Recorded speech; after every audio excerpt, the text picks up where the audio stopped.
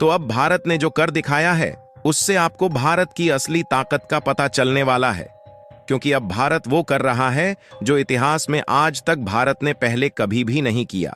और अब Bharat international warships maintenance का ग्लोबल हब बन चुका है, जहां हाल ही में एक खबर निकल कर आई कि भारत में मेंटेनेंस के लिए अब यूके यानी कि ब्रिटिश की शिप्स भारत में डाक होना शुरू हो गए हैं। यानी कि ध्यान दिया जाए तो डेवलप्ड कंट्रीज के शिप्स भारत में मेंटेनेंस होने के लिए आ रहे हैं, जो कि भारत की बढ़ती ताकत का एक नया नमूना है। आपको बता दें कि पिछले साल 2023 में जुलाई के महीने में यूनाइटेड स्टेट के नेवी शिप्स मेंटेनेंस के लिए भारत में आने शुरू हुए थे, जिसे बीते एक साल भी नहीं हुए कि अब यूके की वॉरशिप्स भी भारत में मेंटेनेंस के लिए आना शुरू हो चुकी है, जिसमें भारत की एल&टी इन युद्धपोतों को फास्टली रिपेयर्स करती हैं। इसीलिए यूके और यूएस जैसे डेवलप्ड देश अपनी शिप्स के रिपेयरिंग के लिए भारत को ही प्रेफर कर रहे हैं, जिसके कारण भारत का Chennai international warships repair centre बन चुका है। और ऐसा इतिहास में पहली बार हो रहा है जब भारत यूएस और यूके जैसे डेवलप्ड देशों के शिप्स को रिपेयर कर रहा है। पूरी अपडेट क्या है इस वीडियो में समझते हैं, लेकिन आगे बढ़ने से पहले भारत में अमेरिका और यूके जैसे डेवलप्ड देशों की वॉरशिप्स रिपेयर होने के लिए आ रहे हैं, उसके लिए वीडियो को एक लाइक करके चैनल को सब्सक्राइब जरूर कर लीजिए, क्योंकि यह आपके लिए 1 सेकंड का काम है, लेकिन इससे हमारी काफी बड़ी मदद होती है। दरअसल हिंद प्रशांत क्षेत्र में चीन की बढ़ते रवैये को देखते हुए अब अमेरिका और यूके जैसे देश एक्शन मोड में आ चुके हैं, और चीन को उल्टा जवाब देने के लिए अब यूके और अमेरिका ने अपने युद्धपोतों को हिंद और प्रशांत महासागर में उतारने शुरू कर दिए। और कमाल की बात यह है कि यूके और यूएस द्वारा ऑपरेट किए जा रहे शिप्स के मेंटेनेंस के लिए भारत की चेन्नई में एल&टी कंपनी को चुना गया है, जो कि मेंटेनेंस और मैन्युफैक्चरिंग के मामले में दिग्गज कंपनी मानी जाती है। अगर लेटेस्ट रिपोर्ट की माने तो इस समय यूके की 2 वॉरशिप्स मेंटेनेंस के लिए चेन्नई में आ चुकी है, जिसकी मेंटेनेंस पर एल&टी कंपनी ने काम करना शुरू कर दिया है। यानी कि जैसे जैसे चीन इंडो पैसिफिक रीजन में अपने पैर पसार रहा है, वह भारत की कंपनियों के लिए पॉजिटिव इंपैक्ट डाल रहा है। और अब तो चीन के खतरे ने भारत को पूरी दुनिया में युद्धपोतों के एक बड़े रिपेयरिंग हब के रूप में विकसित कर दिया है। और डेवलप्ड देश के वॉरशिप्स भारत में आ जाने से भारत की एल&टी जैसी कंपनियों को बड़े लेवल पर फायदा होने जा रहा है, जो कि इसकी रिपेयरिंग में काम कर रही है। यानी कि देखा जाए तो अमेरिका और यूके जैसे डेवलप्ड कंट्रीज को भी भारत की कंपनियों पर भरोसा हो चुका है। इसीलिए इंडो पैसिफिक में अपने युद्धपोतों को बनाए रखने के लिए वेस्टर्न कंट्रीज तेजी से भारत पर डिपेंड हो रही है। इन युद्धपोतों के आने से न सिर्फ भारत की नौसैनिक ताकत बढ़ रही है, बल्कि नई नई टेक्नोलॉजी तक भारत को पहुंच भी मिल रही है। फिलहाल ब्रिटेन के पहले 2 युद्धपोत इस क्षेत्र के लिए प्रस्थान करने से पहले मेंटेनेंस के लिए भारत पहुंचे हैं। वैसे यदि इन वॉरशिप्स के भारत में मेंटेनेंस के लिए आने के मेन रीजन की बात करें तो अमेरिका लंबे समय से अपने युद्धपोतों के मेंटेनेंस में देरी का सामना कर रहा है। इस कारण लागत में भी भारी बढ़ोतरी हो रही है और युद्धपोत भी ऑपरेशन के लिए देरी से उपलब्ध हो रहे हैं।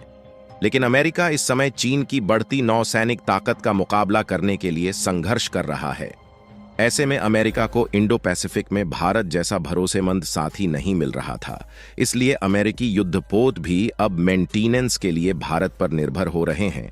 इससे इंडो पैसिफिक में युद्धपोत को तैनात करने में अमेरिका को देरी का सामना नहीं करना पड़ रहा है। यूरो एशिया टाइम्स की एक रिपोर्ट के मुताबिक इस यूएस नेवी और भारत की एल&टी यानी कि लार्जन एंड टर्बो के बीच आने वाले अगले 5 सालों के लिए मास्टर शिपयार्ड रिपेयर्स का एग्रीमेंट भी हो चुका है, जिससे भारत की एल&टी आने वाले लगभग 5 सालों के लिए यूएस नेवी की सभी शिप्स को मेंटेनेंस करने का काम करेगी, जिससे भारत का चेन्नई शिप्स और वेसल्स रिपेयरिंग का हब बनने जा रहा है। और यह भारत की बढ़ती कैपेबिलिटी के लिए एक नया उदाहरण है। हमारे लिए सबसे अच्छी बात यह है कि डेवलप्ड देशों की शिप्स भारत में रिपेयर होने से फॉरेन रेवेन्यू का एक बहुत बड़ा अमाउंट भारत में आ सकेगा, क्योंकि युद्धपोतों की मैन्युफैक्चरिंग कॉस्ट ज्यादा होने के कारण इनकी रिपेयरिंग कास्ट भी बहुत महंगी होती है और भारत के पास मैन्युफैक्चरिंग और मेंटेनेंस के मामले में अलग अलग टेक्निकल कंपनीज हैं और उनके पास डिफरेंट एक्सपीरियंस है। तो ऐसे में इस बात के चांसेस ज्यादा है कि भारत लंबे समय तक डेवलप्ड कंट्रीज की वॉरशिप्स को मेंटेनेंस करके मुनाफा कमा सके। और इंडो पैसिफिक रीजन में यूएस और यूके की वॉरशिप्स आ जाने से भारत को भी दो तरफ से फायदा है, क्योंकि इससे चीन इन महासागर क्षेत्र में अपने रवैये को नहीं बढ़ा पाएगा और दूसरी तरफ भारत वॉरशिप्स मेंटेनेंस से फॉरेन रेवेन्यू भी कमा सकेगा। और जैसे ही भारत में यूके के ये दोनों वॉरशिप्स आती है, वैसे ही चीन की धड़कनें बढ़ने लगती हैं और चीन को लगता है कि यह उनके लिए खतरा का संकेत है। लेकिन बाद में चीन को यह बात मालूम होती है कि यह सिर्फ भारत में केवल मेंटेनेंस के लिए आए हैं। फिर भी चीन को इस बात की चिंता सता रही है कि यह चीन के लिए आगे चलकर खतरा न बन जाए, क्योंकि मेंटेनेंस के बाद इन दोनों वॉरशिप्स को इंडो पैसिफिक क्षेत्र में यूके के द्वारा तैनात कर दिया जाएगा ताकि चीन की हरकतों पर आसानी से नजर रख पाएं। और वैसे भी यूके हो या फिर यूएस, ये सभी भारत के काफी लंबे समय से अच्छे डिफेंस पार्टनर रहे हैं। तो ऐसे में इस वॉरशिप्स के इंडो पैसिफिक क्षेत्र में रहने से भारत की नेवी पावर और भी मजबूत हो सकेगी। और जिस तेजी के साथ चीन नए नए हथियारों को डेवलप कर रहा है और मिसाइल का एक्सपेरिमेंट कर रहा है, तो ऐसे में भारत, अमेरिका और यूके, इन तीनों देशों के लिए चीन पर नजर रखना काफी ज्यादा जरूरी है, ताकि भविष्य में भारत, अमेरिका और यूके जैसे देशों के लिए चीन खतरा न बन पाए। खैर, यदि वॉरशिप्स के रिपेयरिंग की बात की जाए तो इसकी रिपेयरिंग के लिए अमेरिका ने खुद कहा है कि वह सभी क्रिटिकल टेक्नोलॉजी ट्रांसफर करने के लिए तैयार है, जिसकी हेल्प से इन्हें डेवलप किया गया है। यही नहीं, अमेरिका ने यह भी दावा किया है कि भारत को डेवलपमेंट इंफ्रास्ट्रक्चर तैयार करने में भारत की मदद भी करेगा और भारत को लॉजिस्टिक सपोर्ट भी मुहैया कराएगा, ताकि भारत की कंपनियों के लिए इसके मेंटेनेंस में कोई भी दिक्कत ना आए और आसानी से इसकी रिपेयरिंग भारत में हो सके, जिसके खातिर ऑलरेडी इस साल यानी कि 2024 के लिए $13.9 मिलियन का बजट भारत के लिए तैयार किया जा चुका है। साथ ही अमेरिका की वॉरशिप्स ऑपरेट करने के लिए इंडियन नेवी को सपोर्ट भी दिया जाएगा, ताकि जरूरत पड़ने पर इंडियन नेवी भी इन वॉरशिप्स को ऑपरेट कर सके। हालांकि अमेरिका की वॉरशिप्स के मेंटेनेंस पर दो प्राइवेट शिपयार्ड कंपनियां आपस में मिलकर काम करेगी, जिसमें जनरल डायनामिक्स, नेशनल स्टील और शिप बिल्डिंग कंपनी मेंटेनेंस पर वर्क करेंगी, जबकि यूके की वॉरशिप्स के मेंटेनेंस पर भारत की दिग्गज मैन्युफैक्चरर कंपनी L&T काम करेगी। भारत की अलग अलग कंपनियों के मेंटेनेंस पर काम करने से फायदा यह है कि इनके मेंटेनेंस में डीले नहीं होगा और टाइमली रिपेयरिंग हो पाएगी। और सबसे अच्छी बात यह है कि यूके और यूएस की शिप्स रिपेयरिंग के बाद इंडियन नेवी के साथ चेन्नई कोस्ट द्वारा अरेबियन सी में युद्ध अभ्यास भी करेगी। और इन शिप्स को ऑपरेट करने के लिए इंडियन नेवी को यूएस नेवी से सपोर्ट भी दिया जाएगा।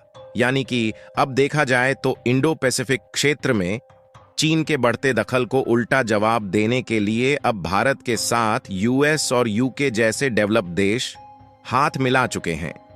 बाकी आपको क्या लगता है कि इंडो पैसिफिक एरिया में चीन के बढ़ते दखल को भारत, यूके और अमेरिका मिलकर उल्टा जवाब दे पाएंगे या नहीं? अपनी राय कमेंट में जरूर बताइए। और भारत में डेवलप्ड कंट्रीज के वॉरशिप्स रिपेयर किए जा रहे हैं, उसके लिए वीडियो को एक लाइक करके अपने मित्रों तक शेयर करें, ताकि उन्हें भी जानकारी मिल सके। इसी तरह और भी नॉलेजेबल वीडियो देखने के लिए चैनल को सब्सक्राइब करके बेल आइकन को ऑल पर जरूर सेलेक्ट करें। जय श्री राम।